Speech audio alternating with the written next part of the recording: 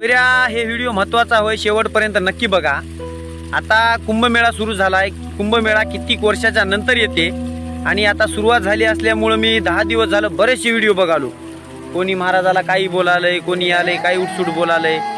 तर या हरामखोर अवलादी नासक्या लोकायला मला सांगायचं आहे, अरे गांडमणीचे हो, कुंभमेळा आपल्याला बघाय भेटला हे आपलं भाग्य म्हणावं लागल।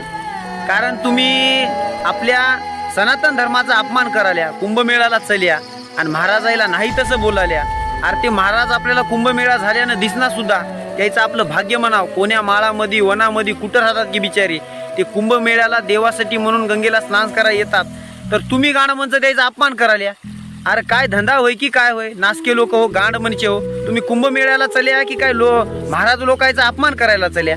तुम्ही आपल्या सनातन धर्माचा अपमान करायला आणि सोशल मीडियाला व्हिडिओ टाकाल्या, त्याच्यामध्ये अपमान कोणाचा व्हायला, लोक आपल्यावरच हसालेत। अरे थोड्या तरी लाजा धरा, काय माणसाच्या अवलादी होत की नव्हतं तुमच्या, तुम्ही आपल्या सनातन धर्माचाच अपमान करता काय वाग हो, असल्या गोष्टी शोभनात तुम्हाला?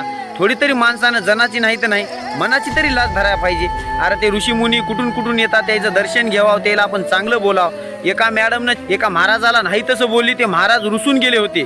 आता त्याला विनवणी करून डबल ते कुंभमेळ्यामध्ये आले आणि महाराजाचं इतकं मोठं मन आहे, तिला माफ सुद्धा केलं। म्हणून सांगालो, असे अपमान करू नका मित्र हो, हात जोडून